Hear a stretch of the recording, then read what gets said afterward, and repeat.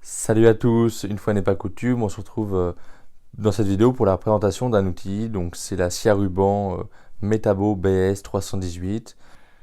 Donc c'est une scie à ruban avec une hauteur de coupe de 17 cm.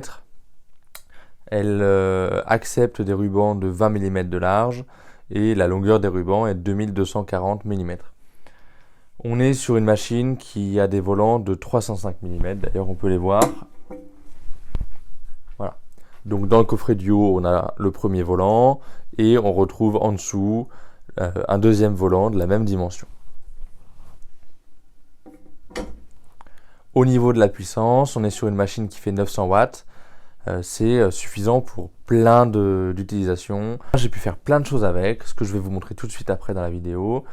Des aspects plus généraux de cette machine, on a ici une poignée qui nous sert de poignée de déplacement.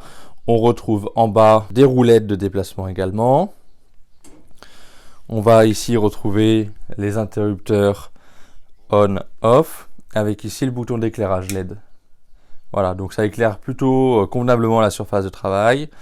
Quoique, on aurait aimé, si vous voyez, voilà, on aurait aimé que la lumière soit plus ici pour que du coup l'angle du rayon lumineux soit plus au niveau de la coupe. Bon, conceptuellement c'était peut-être pas réalisable, du coup on s'en contente tout à fait et c'est plutôt pas mal. Ensuite on retrouve ici un guide parallèle avec une règle graduée et tout simplement le serrage se fait en abaissant la poignée. Pour avoir utilisé récemment une machine concurrente qui est décrite comme très proche visuellement et très proche des performances et des caractéristiques, en réalité, le guide parallèle et de nombreuses options de la machine diffèrent. En premier lieu, le guide parallèle sur la machine concurrente n'est pas bloqué à l'arrière.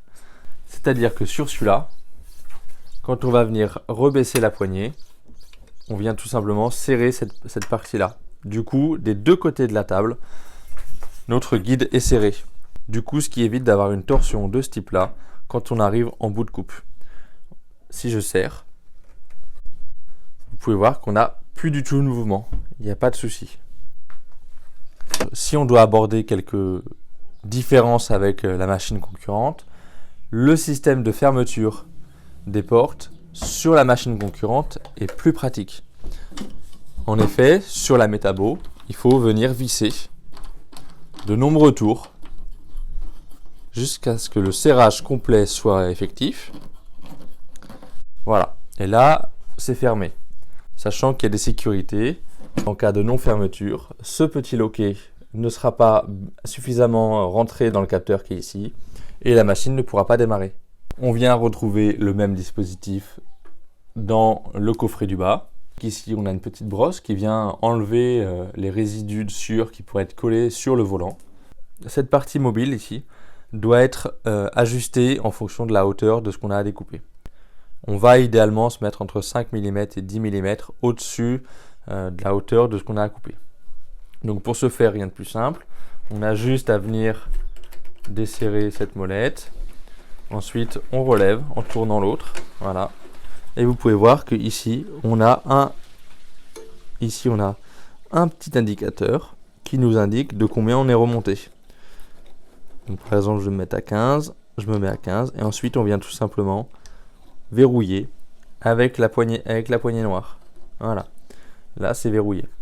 À l'arrière de la machine, en commençant du haut vers le bas, on va retrouver ici le tenseur. C'est ce qui va permettre en fait de remonter à l'intérieur de la machine le volant afin que la lame soit tendue. Cet indicateur nous permet de régler entre 6 et 20 mm la tension. Donc c'est des pré-réglages, c'est-à-dire que si vous avez un ruban qui fait 6 mm de large, Metabo vous conseille de mettre le curseur sur la position 6.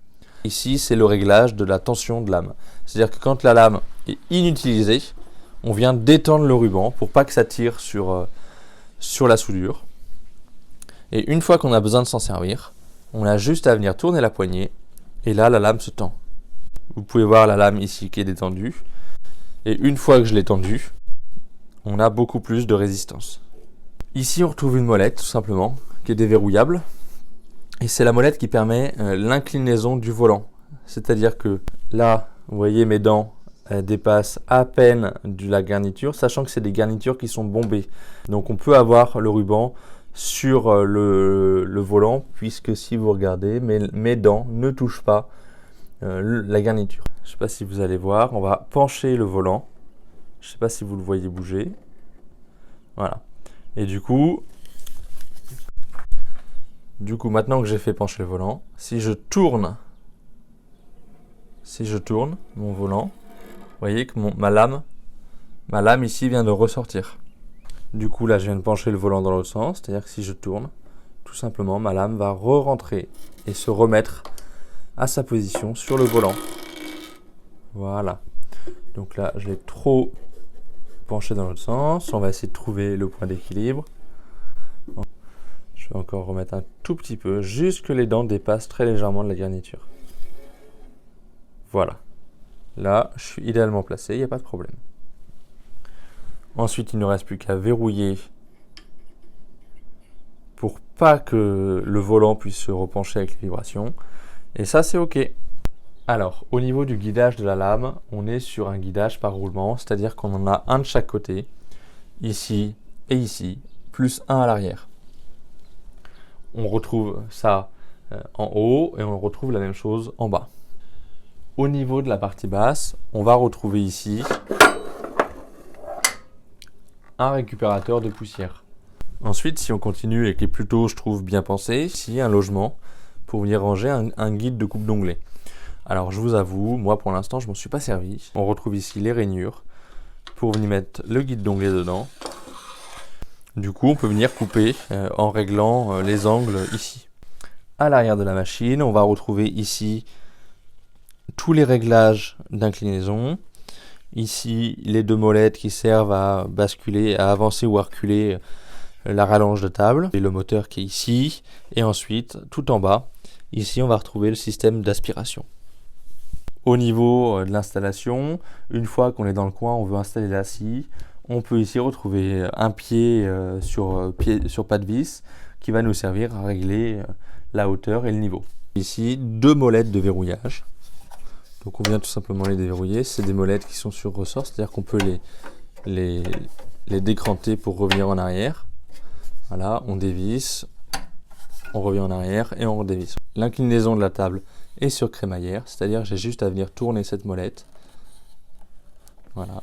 On retrouve ici un indicateur d'angle de la table avec un petit trait rouge pour nous indiquer où est-ce qu'on en est.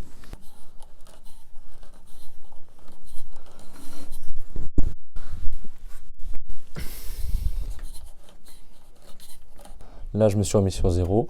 Je vais pouvoir revenir verrouiller la table. Ici, on va retrouver les deux molettes. Bon, c'est pour cette table de sortie, là, il y a une petite rallonge.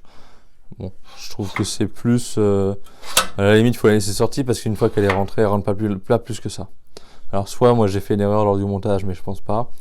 Voilà. Du coup, je la laisse tout le temps sortie. Donc là, je vais venir refendre ce petit bout d'orme. On est sur environ 7 cm d'épaisseur.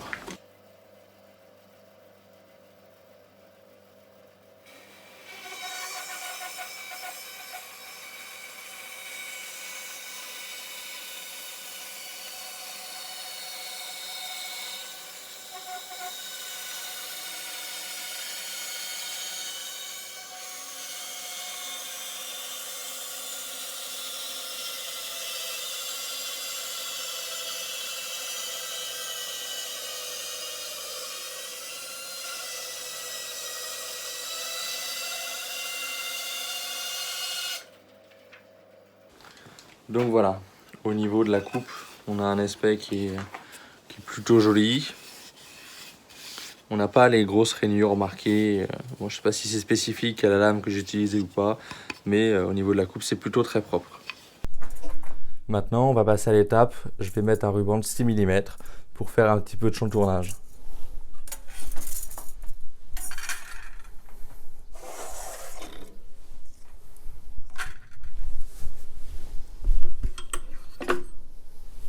Donc il faut venir d'abord détendre la lame. Ensuite on vient retirer la règle qui sert pour le guide parallèle.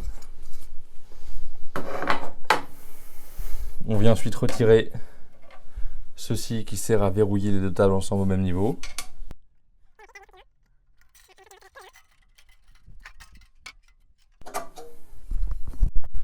Ensuite on vient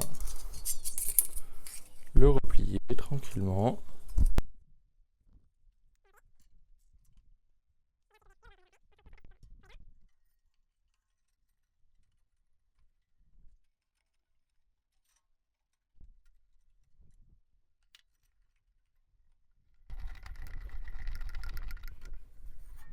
Donc là c'est pareil, il faut reprocéder aux étapes de réglage avec l'inclinaison, etc.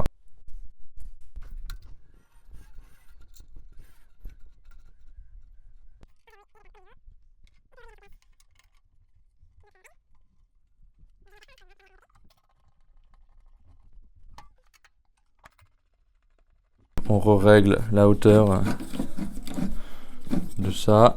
On peut mettre un peu plus de hauteur si on veut être à l'aise pour voir ce qui se passe.